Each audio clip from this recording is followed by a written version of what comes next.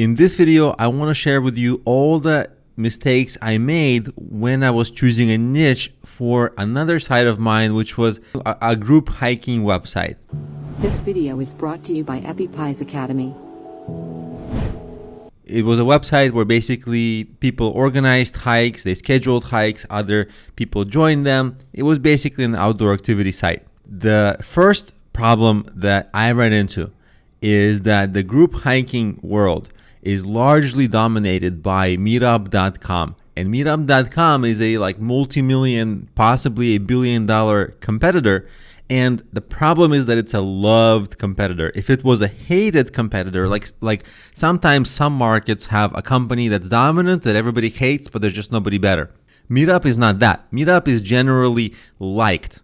Of course, some people don't like it, but most people like it. So it's extremely difficult to get into a niche where you have to compete with a really popular, really rich competitor.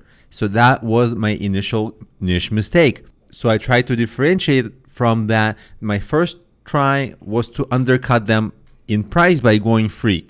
Meetup charges the organizers a small fee, and it proved to be too small, and most organizers don't mind. But I didn't think that, and I had this incorrect assumption that if I went free, all the organizers would flock to my site, and that was not the case.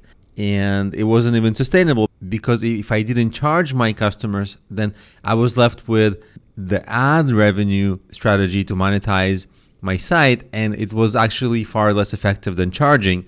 So it wasn't sustainable to just run ads and make money from that. So I had to try again. I had to try to maybe compete only locally, not nationally or globally, by having more control over what's happening locally. And I was able to recruit hikers and hike guides and all that stuff. So I was able to poach some organizers and a lot of hikers away from Meetup locally, but just because I was monetizing with a poor revenue strategy and it was local, it still wasn't making enough money for me. And I wasn't good enough at different monetization strategies to be able to make this financially sustainable.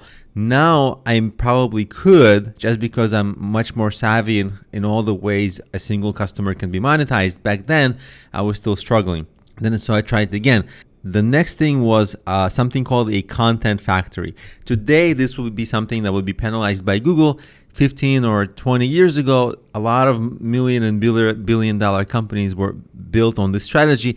The strategy is basically like you preload your site with a ton of auto-generated pages, and they all rank for some keywords. So because my site was about hiking, I was able to rank for hiking and in every city in the world. So that worked for a while, and that monetized with ads, but it was thin content and it wasn't long-term sustainable. Like today, this wasn't going to be a good business.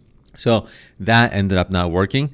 And then I went into running local outdoor events, but like cool events that people actually had to pay to attend. And I was the only organizer, but I was making like really cool events. Like there was a popular event that I kept running, which was the shipwreck hike hunt during low tide, where I actually took people on a hike to see remains of shipwrecks that were actually on the near San Francisco, which is a major city, and few people even know that there are shipwrecks there. So it was very cool kind of an event with a fantastic title, right? Like if it's almost unreal, like shipwreck hunt hike in a modern city. Where do you go look for shipwrecks? It's like people don't even imagine that's the case or that's possible.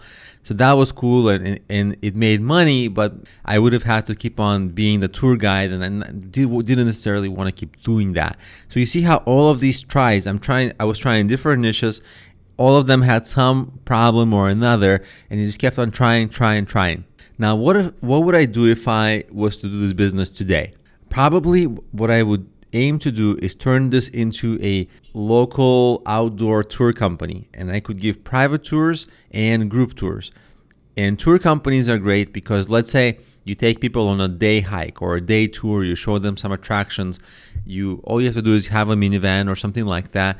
You can take up to 20 people. If it's kind of one of those tour vans, you can take up to 20 people, charge them $100 for the whole day or $200 for the whole day. And guess what? 20 people at $100, it's $2,000 per day revenue. Not bad at all. And you can do this a lot of days of the week. You can sell them additional things, private tours. You can do a lot of things with this. So tour companies are actually quite lucrative. And over time, you can have multiple vans. I could hire guides. So this is actually a really lucrative local business.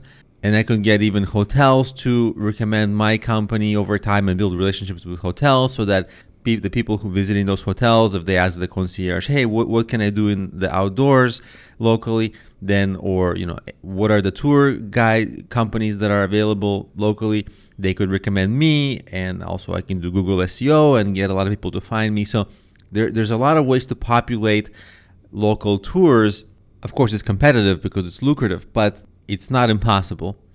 And I could have multiple vans going each day, which is quite profitable. But this requires obviously full-time attention.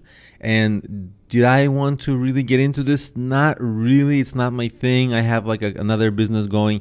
So it's not something I'd want to do now, but it's something that's totally possible. And if I had to start over, probably those outdoor niches, what I would have done is kind of grown them into something like this, where it becomes a local tour company.